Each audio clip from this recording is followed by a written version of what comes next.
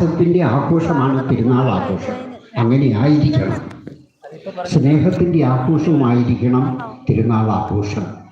ഈ അവസരത്തിൽ ഒരു ചെറിയ സംഭവം കൂടി ഒന്ന് ഓർമ്മിപ്പിക്കട്ടെ.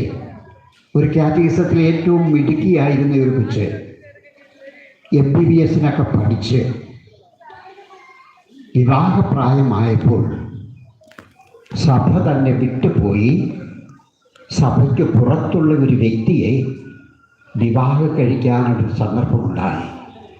അവൾക്ക് സങ്കടമുണ്ടായിരുന്നു, പക്ഷെ അവൾ തീരുമാനിച്ചത് ആ വിവാഹത്തിനാണ്.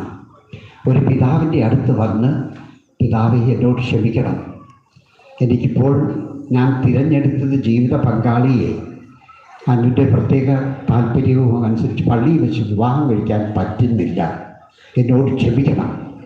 ഈ സംഭവങ്ങൾ കേട്ടിരിക്കും. പക്ഷെ ആ പിതാവ് അവളോട് കൈകൂപ്പിക്കൊണ്ട് പറഞ്ഞതാണ്, മകളെ, നീ എന്നോടും ഞങ്ങളോടും ക്ഷമിക്കണം.